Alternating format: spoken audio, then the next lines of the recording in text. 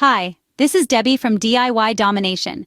Today, we are going to help you learn how to grow and harvest your own homegrown vegetables. Let's start by choosing the perfect location. Now, the first thing you'll want to consider is sunlight. Most vegetables are sun-loving and will need at least 6 to 8 hours of direct sunlight each day. So, scan your yard and look for that sunny spot. The more sun, the more bountiful your harvest will be. Next, let's talk about drainage. Your future vegetable garden needs a spot that's not prone to standing water. If water tends to pool in an area after a heavy rain, that's a clear sign to avoid planting there.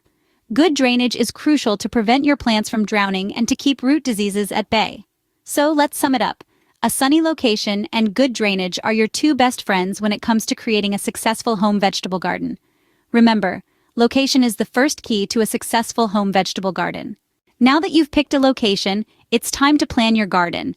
This stage is like putting together a puzzle, where each piece is a bed of delicious vegetables you'll soon be growing. The first thing to decide is the size of your garden.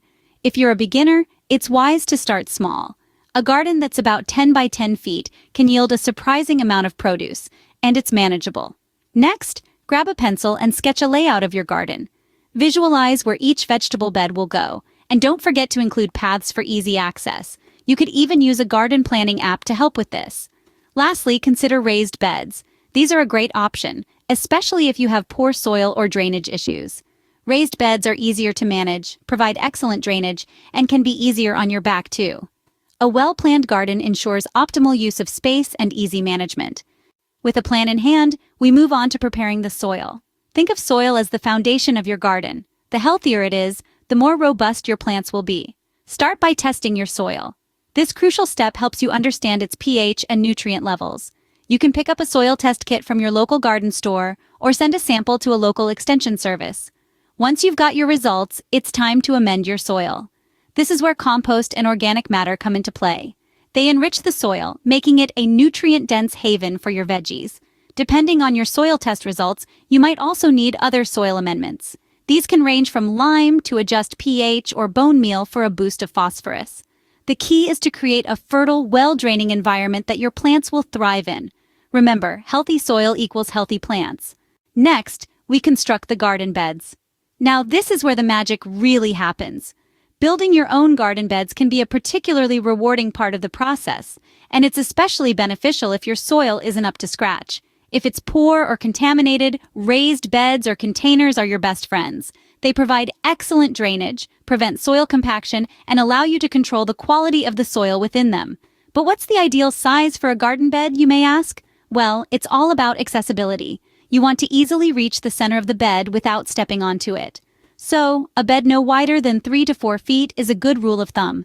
This ensures you can comfortably access your plants from both sides, promoting healthy growth and making maintenance a breeze. Remember, properly sized and placed beds enhance accessibility and plant health. Your garden beds are the foundation of your vegetable garden, so take your time to get them right. With the beds ready, it's time to choose your vegetables. This isn't a decision to make lightly, as the success of your garden hinges on it. A few factors should guide your choice. First, consider your climate. Some vegetables thrive in warmer temperatures, while others need cooler conditions. Next, think about your soil. Certain vegetables prefer sandy soil, others clay, and some a mix of both. Space is another crucial consideration. Some vegetables, like pumpkins, need a lot of room to grow, while others, like radishes, require very little. And don't forget about your family's preferences. There's no point growing Brussels sprouts if no one in your household enjoys them. Lastly, keep in mind the time of year. Cool season vegetables like kale and spinach prefer spring and fall, while warm season vegetables like tomatoes and peppers love the summer heat. Choosing the right vegetables sets you up for a bountiful harvest. Now let's talk about purchasing seeds or seedlings. The key to a flourishing garden starts with high-quality seeds or seedlings. Make sure to buy from reputable sources or local nurseries, where you can trust the quality and freshness. This decision can make all the difference in your garden's productivity. Also, it's vital to follow the recommended planting times for your region. This ensures your plants get the best start in life, aligning with the seasons and weather conditions. Quality seeds and seedlings are the foundation of a prosperous garden. Ready to get your hands dirty? It's planting time. Each vegetable you've selected will have its own set of instructions for planting. These guidelines typically include how deep to plant the seeds or seedlings and how far apart to space them. It's crucial to follow these instructions to give your plants the best chance to flourish. Watering is another vital part of this process. Your vegetables need to be watered thoroughly right after planting. But remember, consistency is key here. The goal is to keep the soil moist, but not waterlogged. Too much water can be just as harmful as too little. And when should you water? The best time is in the morning. This gives the water a chance to soak into the soil before the heat of the day evaporates it. Plus, it helps prevent the growth of fungal diseases that thrive in the dampness of the night. Proper planting and watering techniques ensure your vegetables thrive. You've planted your garden. What's next? Now that you've done the groundwork, it's time to focus on nurturing your plants. Let's start with mulching. Mulching is not just for aesthetics. Organic mulch like straw, wood chips, or leaves serves a number of vital purposes. It helps to conserve soil moisture, meaning you'll spend less time watering. It aids in suppressing weeds that compete with your plants for nutrients. Mulch also helps to regulate soil temperature, keeping your plant roots comfortable in both hot and cold weather. But what about feeding your plants? This brings us to fertilizing. Like us, plants need a balanced diet to thrive. While your soil may have some of the necessary nutrients, you can help things along with a good organic fertilizer or compost. These provide essential nutrients, enriching the soil and promoting healthier, more productive plants. Remember, it's important to follow the recommended application rates for your chosen vegetables. Over-fertilizing can be just as harmful as under-fertilizing. Now, let's talk about pests and diseases. They're the uninvited guests in your garden party. Regular monitoring is crucial here. Take a walk through your garden daily, keeping an eye out for any signs of trouble. This could be anything from leaf spots and discoloration to actual pests on your plants. When it comes to dealing with these issues, you have options. You can opt for organic methods, like introducing beneficial insects that prey on the pests, or using homemade sprays made from common household ingredients. If you need something stronger, there are also chemical treatments available.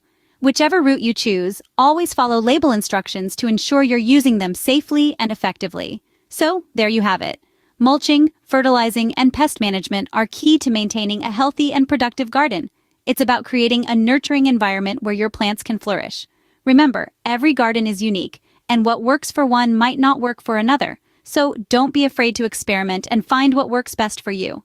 Careful mulching, fertilizing, and pest management keep your garden healthy and productive. Keep these tips in mind, and you'll be well on your way to a thriving home vegetable garden. Congratulations! You've grown a garden, but how and when do you harvest? This is a question many new gardeners ponder. The answer lies in understanding the peak of ripeness.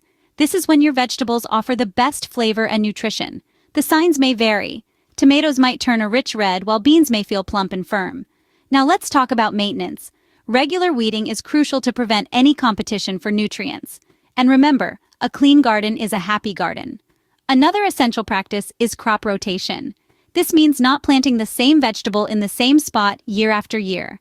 It helps prevent soil depletion and disease buildup, ensuring a healthier garden. When it's time to harvest, use clean, sharp tools to avoid damaging the plant and to ensure a smooth harvest. And there you have it. Proper harvesting and maintenance ensure a continuous supply of fresh vegetables. So keep these tips in mind and enjoy your gardening journey. Now comes the best part: enjoying your harvest. Each crisp vegetable, each juicy fruit, is a testament to the time, effort, and love you've invested in your garden. Savor them. Use them in your favorite recipes. Share them with your loved ones. And if you've encountered challenges along the way, don't be disheartened. Every gardener experiences setbacks, but every setback is a stepping stone to better gardening. Remember, the joy of gardening comes not only from the harvest, but also from the process. Happy gardening!